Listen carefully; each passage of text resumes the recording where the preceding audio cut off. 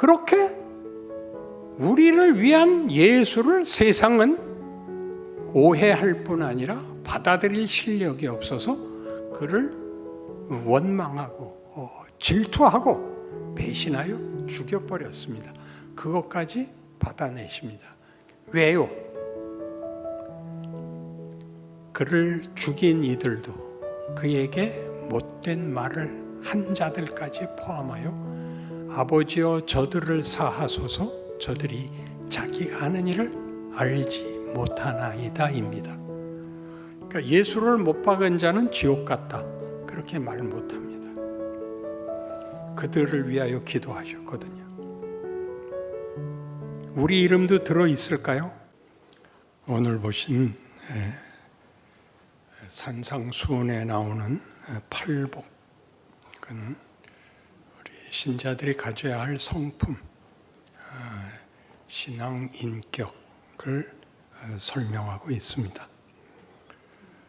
그런데 이러한 신앙 성품이 복이라, 그러니까 이런 성품을 가지면 복을 받는다가 아니라 이런 성품을 가진 것이 복이라, 그렇게 얘기를 하는데 이 복은 조금 우리의 기대하고 다릅니다.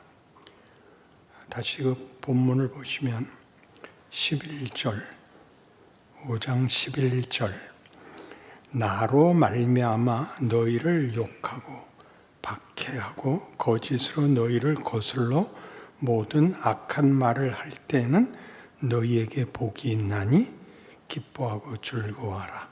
하늘에서 너희의 상이 큼이라. 그러니까 이 박해를 받는 겁니다. 예수로 인하여 박해를 받습니다. 왜냐하면 예수도 박해를 받았으니까 예수 편에 서면 당연히 똑같이 박해를 받을 것인데, 박해를 받는 예수님의 성품이나 박해를 받는 성도들의 성품은 여기 있는 대로 심령이 가난하고 애통하고 온유하고 의에 줄고 목마르고 긍휼히 여기고 마음이 청결하고 화평케 하는 자입니다. 그런데 박해를 받아야 됩니다. 그러나 그게 복이랍니다. 그러니까 만만치 않죠. 우리가 기대하는 복은 형통하는 겁니다.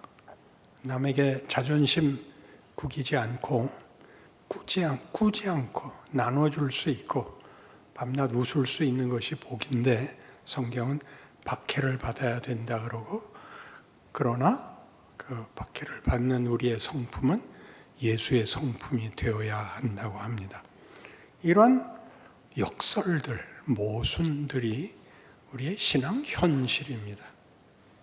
근데 신앙 현실이 이런, 지금 성경에서 얘기하는 이렇게 예수의 성품을 가져야 한다는 것, 그러나 박해를 받아야 한다는 것, 그것이 복이라는 것, 이런 삼중적인 모순과 역설을 이겨내지 못하면 늘 불만에 차게 마련이고 현실을 살아낼 수가 없습니다.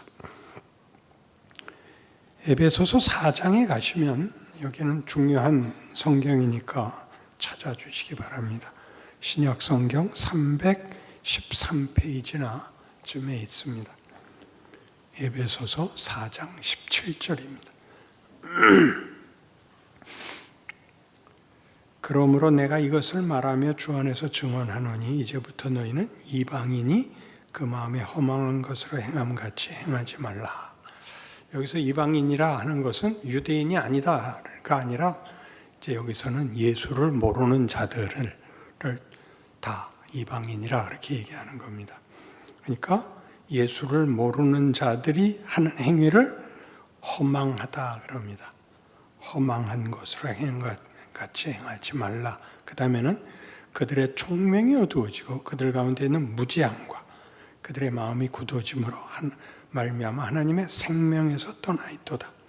그들이 감각 없는 자가 되어 자신을 방탕에 방임하여 모든 더러운 것을 욕심으로 행한다. 그러니까 여기 예수가 없으면 어쩔 수밖에 없느냐 할 때 허망하고 허망하다는 것은 아무리 애쓰고 노력을 해도 무슨 결과가 없는, 가치가 없는 것이며 총명도 없고 무지합니다. 모르는 게 최고의 벌입니다. 아시죠? 이리 가야 되나 저리 가야 되냐 해서 이리 갈까 저리 갈까 해서 제일 중요한 건 모르는 게 최고의 벌입니다. 그죠? 모르면 잘못된 데 갈 수밖에 없기 때문입니다. 열심히 해서 아무 데도 아닌 데 가게 된다. 이게 총체적으로 예수가 없는, 하나님을 모르는 자들은 결국 모든 것이 다 헛될 수밖에 없고 틀릴 수밖에 없고, 그렇게 된 가장 큰 이유가 하나님의 생명에서 떠나 있기 때문이다. 포도나무 비유에서 설명드린 것처럼 요한복음 15장에 나오는 포도나무 비유에서 예수님이 나는 포도나무요 너희는 가지니, 가지가 줄기에 붙어 있으면 절로 열매를 맺고 떨어져 있으면, 끊어져 있으면 땅에 떨어져 말라 썩고 밟히느니라입니다. 그 다음 행동들은 굳이 노력을 할 필요도 없는 것이죠. 끊어지면 그걸로 끝입니다. 그러니 예수와 연결되어 하나님의 자녀로 묶여 있지 않으면 우리는 생명을 공급받지 못하며 가치를 공급받을 수 없습니다. 자라날 수가 없습니다. 충만해질 수 없습니다. 그러니까 하나님과 끊어져 있으면 가장 두드러지게 나타나는 게 소멸되는 것, 허망한 겁니다. 소멸되는 것이고, 거기에는 선택이 있을 수 없고 책임도 없고 가치도 없고 결과가 있을 수 없습니다. 그러니 여러분 꼭 다른 식으로, 지금 얘기한 것과 다른 식으로 기대하는 것이 여러분에게 필요하죠. 어떻게 하면 결실을 하는가? 어떻게 하면 가치를 가질 수 있는가? 열매를 가질 수 있는가? 그것은 가지에 붙어 있어야 됩니다. 가지는 뭐 아무거나 가지가 아니라 예수님 자신이죠. 그래서 그 다음을 보십시오. 오직 너희는 그리스도를 그같이 배우지 아니하였느니라. 진리가 예수 안에 있는 것 같이 너희가 참으로 그에게서 듣고 또한 그 안에서 가르침을 받았을진데 너희는 육의 욕심을 따라 썩어져가는 구습을 따르는 옛사람을 벗어버리고 오직 너희의 심령이 새롭게 되어 하나님을 따라 의와 진리의 거룩함으로 지으심을 받은 새 사람을 입으라 라는 권면이 가능해지는 것입니다. 선택과 순종과 책임이 가능해지는 것입니다. 이 얘기를 이제 앞에 있었던 우리 팔복에 이제 비추어서 생각을 합니다. 심령이 가난하고 애통하고 긍휼히 여기고 온유하고 의에 줄이고 목마르고 한 것들은 다 예수의 생명에 붙잡혀 있어야만 비로소 할 수 있는 것들입니다. 분별이 있고 가치를 알고 무엇이 영광인지를 알아야 수치를 알게 되고 하는 것들이 복입니다. 근데 이 복은 이런 걸 갖고 있으면 복이다. 이런 성품, 이런 이해를 갖고 있으면 복이다. 이렇게 간단한 것이 아니라 예수님께서 이 복을 주시는 분이고 예수님은 물론 이 여기에 해당하는 모든 성품을 갖고 있는 분인데 그분이 박해를 받아 이 복을 우리에게 약속하신다. 이렇게 된 것입니다. 그 복을 그냥 주는 것이 아니라 그 복을 그 복 때문에 박해를 받아서 그 복을 우리에게 주신다. 그럼 우리 잘 알잖아요. 그는 이런 성품을 가져서 이 성품을 우리에게 나누기를 원해서 오셨으나 사람들 손에 잡혀 조롱당하고 고통 속에서 십자가의 죽음을 맞고 말았습니다. 그렇죠. 그러니 예수님이 이것으로 죽을 수밖에 없었다.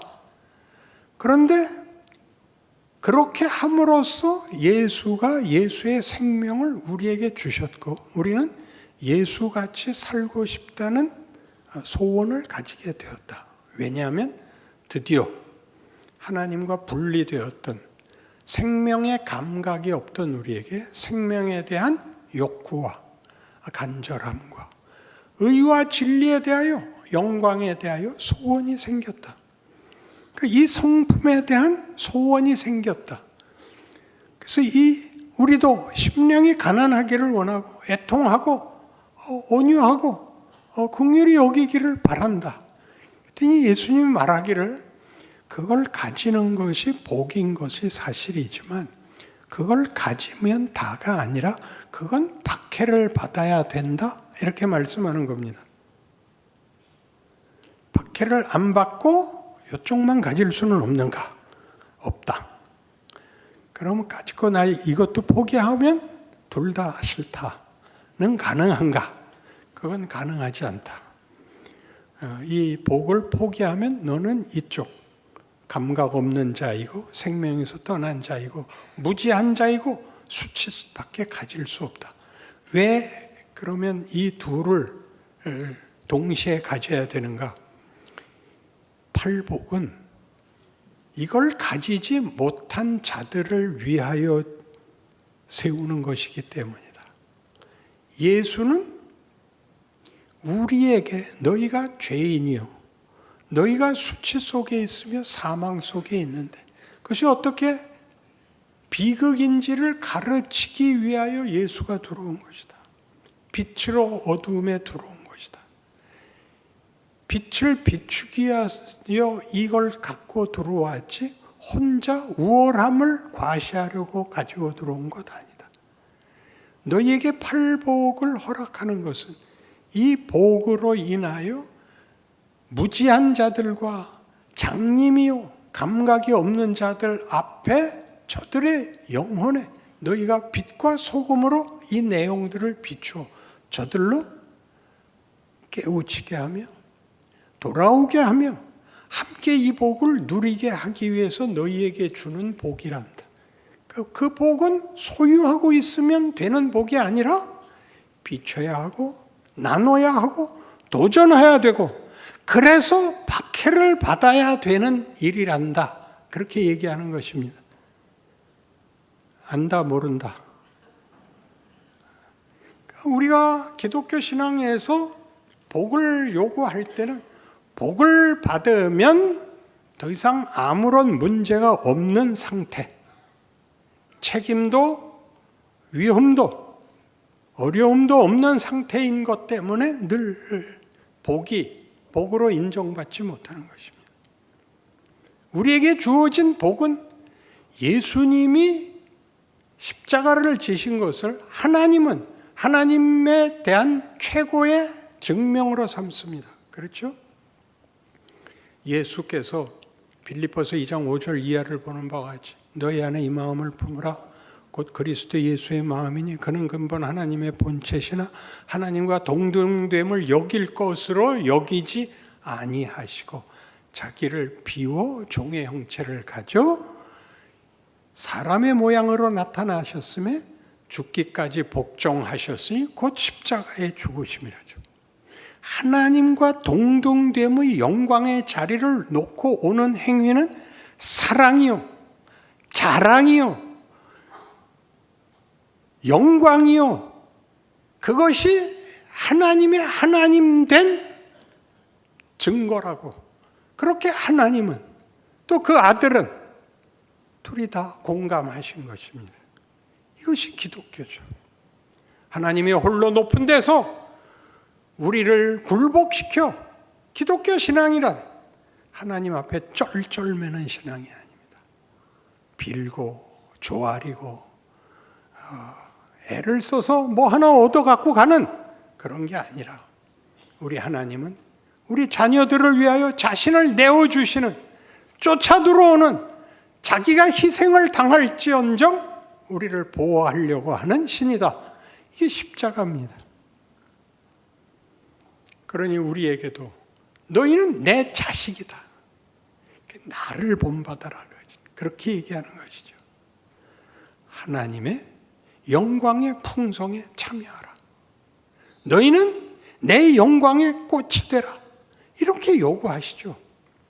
그러니까 더 가지고 더 우월하고 아무 문제가 없고 모든 문제를 해결해 버리는 것으로 기독교 신앙이 완성되는 것이 아니라 기독교 신앙은 언제나 주는 것입니다. 왜? 사랑이기 때문에. 사랑하는 대상이 나보다 더 잘 되기를 바라는 것. 그것을 위하여 내가 내 몫을 포기할 수 있는 것. 사랑이라 그러죠.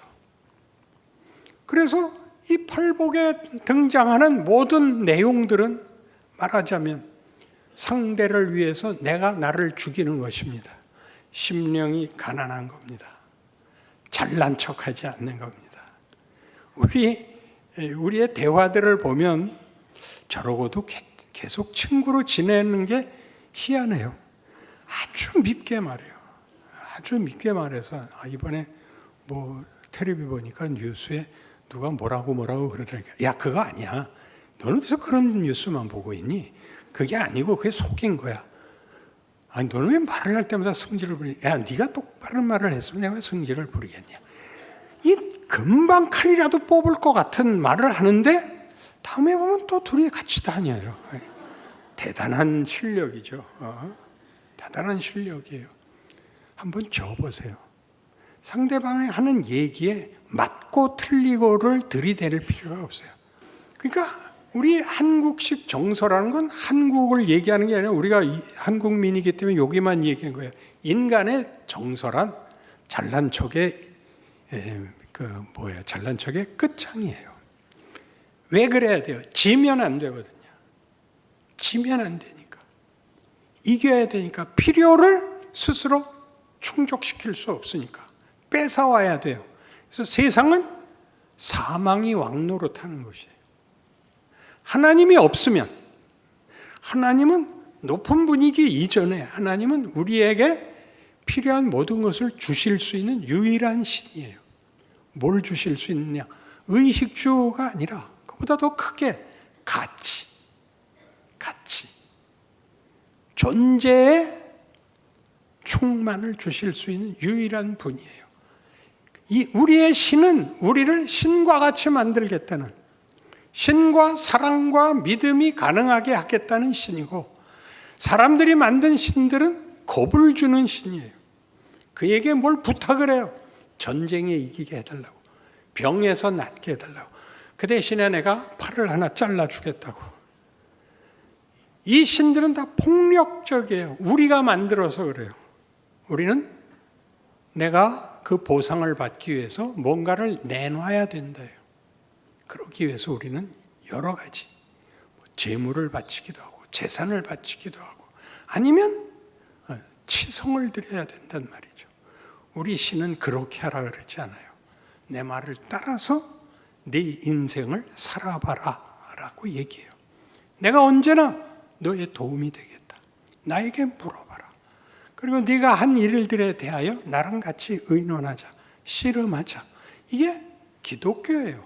그래서 구약 내내 하나님이 이스라엘 백성과 어떤 씨름을 하는가를 봐야 되는데 거기를 읽어내지 못하면 어떻게 구약을 보느냐 하면 얘는 왜 밤낮 틀려?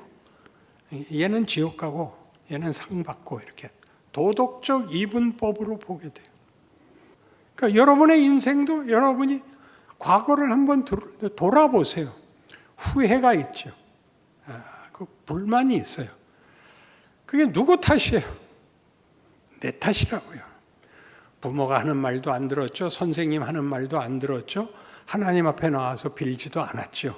지 맘대로 살아놓고 모두 원망을 하죠. 그 이제 정신이 들어야죠. 어떻게 해야 되는가? 누가 가장 지혜로운가? 누가 가장 나를 잘 인도할 것인가? 하나님이에요. 성경이에요. 그러면 스스로가 결정을 하시고 순종을 해야죠. 그런데 그렇게 못해요. 실력이 있어야 되거든요. 실력이란 하루아침에 생기지 않아요. 많은 시행착오 속에 그리고 은혜가 있어야 돼요. 하나님이 새로운 힘을 주시지 않으면, 새 생명을 주시지 않으면 우리는 실패를 극복할 수 없고 그리고 우리의 한계를 극복할 수 없습니다. 그 모든 것을 하나님이 예수 안에서 보입니다. 예수는 인간으로 오셔서 우리와 동일한 조건 속에서 이것들, 우리를 위한 인내, 용서, 회복들을 담고 우리에게 답을 제시합니다.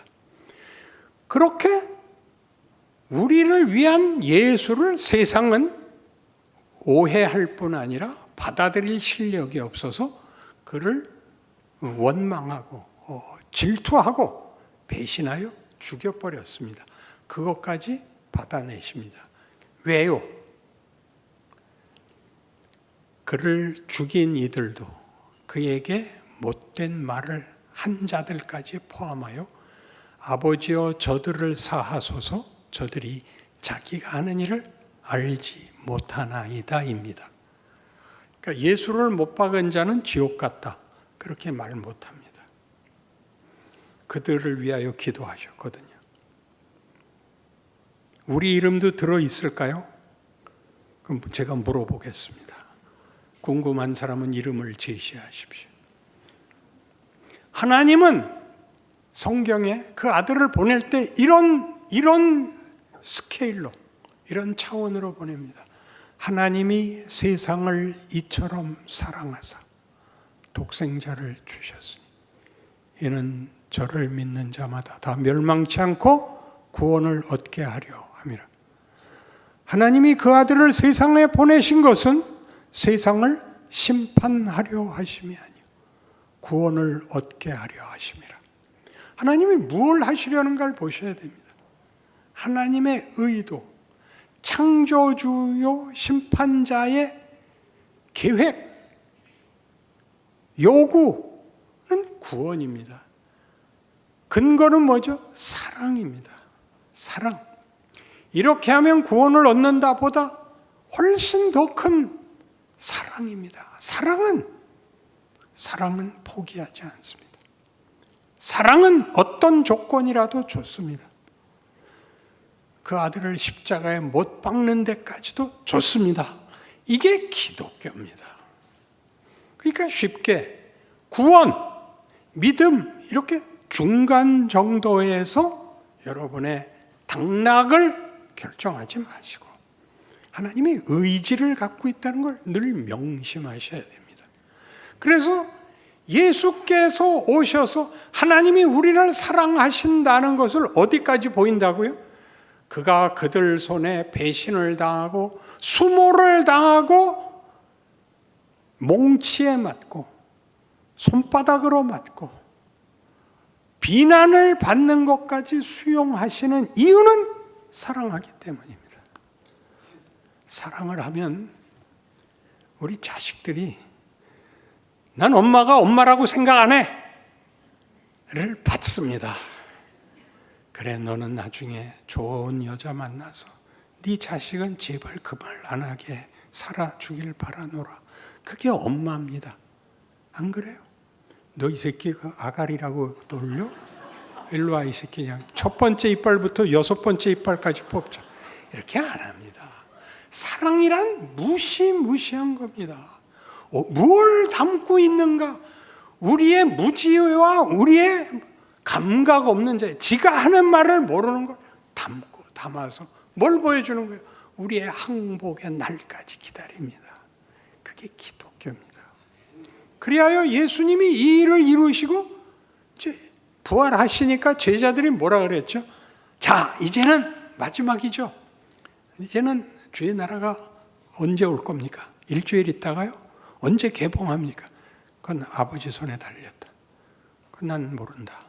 난 간다. 이제 니들이 내 대신 해라. 이렇게 됐어요. 그래서 우리가 그거라고요. 우리가 예수라고요. 말하자면. 우리가 이제 그걸 해야 돼요. 우리가 헤맨 사람인데 우리가 밤낮 쓸데없는 거 달라 그러고 화내고 원망했는데 이제 우리가 해야 되는 거예요. 우리 아니면 안 되는 거예요. 그래서 여러분의 신앙이 지금 어느 정도에 왔느냐와 상관없이 해야 돼요. 뭘 해야 돼요? 이걸 해야 돼요. 이 팔복은 신자의 성품인데 그 모든 그 배후에 있는 이 성품을 성품되게 하는 유일한 조건은 사랑이라고요. 하나님이 이 사람들을 사랑하신다요. 여러분, 너 그 꼴로 사니까 넌 지옥 가. 그 말은 절대 안 하는 거예요.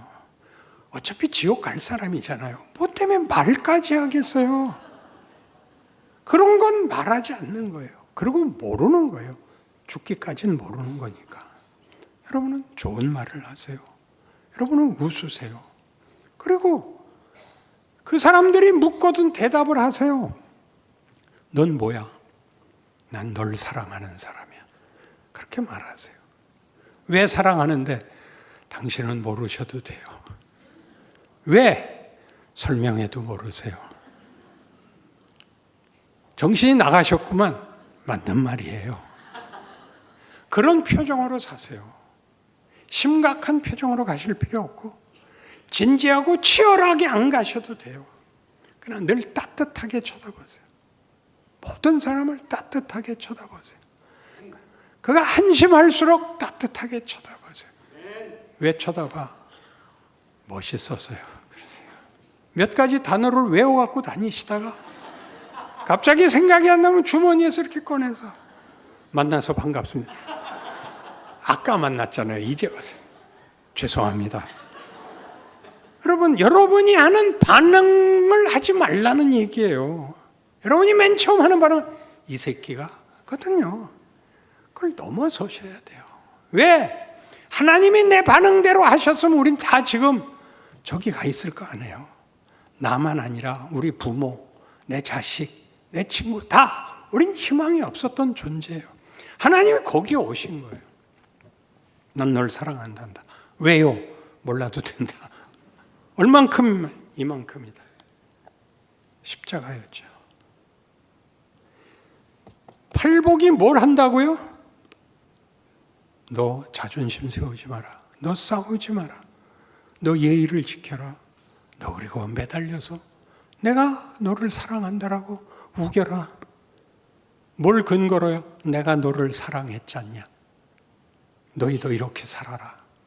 이건 사랑이다. 이건 사랑이다. 그렇게 얘기하는 것이 하나님이 오셔서 하시는 거예요. 세상이 자기 일을 하듯이 세상은 뭘 해요? 사망과 죄거든요. 사망은 다 무효화시키는 거예요. 죄는 뭐죠? 하나님에게서 분리되어 있는 거예요. 잘못하는 걸 잘못하는 줄 몰라요. 폭력 외에 아무것도 없어요. 모든 문제에 고함을 지르고 엎어버리고 상대방을 쳐부셔서 자신의 분노를 채우는데 그럴수록 분노가 더 커질 뿐 진정되는 답은 없습니다. 이게 사망입니다. 폭력입니다. 그럴듯한 말을 해도 자유를 주장해도 폭력이 되고 정의를 주장해도 폭력이 됩니다. 평화를 이루기 위해서도 사람을 죽여야 평화가 생기고 여기에서는 사람을 살리는 방법이 없습니다. 예수에게서만 내가 죽지만 죽는 것이 부활로 가는 길이고 죽음이 소멸이 아니라 하늘의 씨앗이 되고 그리고 그 씨앗 하나는 30배, 60배, 100배의 결실이 되는 그런 논리 속에 예수님은 우리를 세워놨습니다. 너희는 이 길을 가라 라고 얘기하죠. 예수님이 오셔서 율법의 경기장에 경기를 펼치십니다. 하나님 있음을 펼치십니다. 어떻게 하시나요? 용서하시고 붙잡으시고 반복하시고 우리를 사랑한다고 말하십니다. 그 사랑을 받은 우리가 우리의 인생 속에서 어디를 가나 세상 사람들이 있습니다. 그 사람들과 경기장에서 만나죠. 그들은 폭력이고 우리는 사랑입니다. 폭력이 이길까요? 사랑이 이길까요? 하나님이 이길 수밖에 없습니다. 끈질게 합니다. 이 사망이 더 이상 갈 때까지 가야만 항복을 합니다. 예수를 십자가에 못 박고 무덤에 장사하자 다 떠나버릴 수밖에 없습니다. 그런데 거기 부활의 꽃이 열매가 무한정 큽니다. 여러분의 생애는 전부 이 생애로 부름받아 있는 겁니다.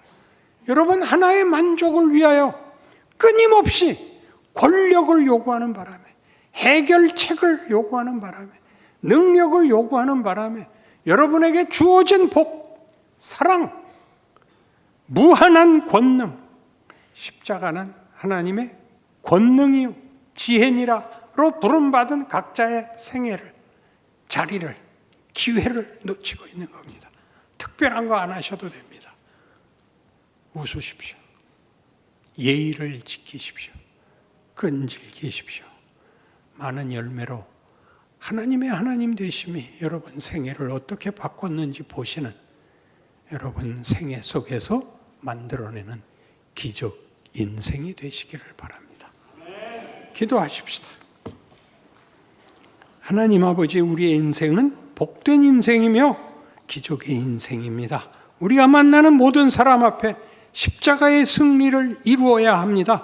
그것은 상대에게 죽어나가는 현실 속에서 그 속에 하나님의 생명이 일을 하는 십자가와 부활의 자리입니다.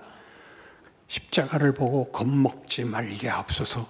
무덤을 보고 절망하지 말게 하옵소서. 거기에 피어나는 부활의 생명과 권능에 대하여 증언하고 열매를 맺고 그 안에서 모두와 함께 손을 잡고 찬송하는 우리 인생의 복된 자랑을 우리의 인생 속에서, 우리를 만나는 인생 속에서 함께 나누는 우리가 되게 하여 주옵소서.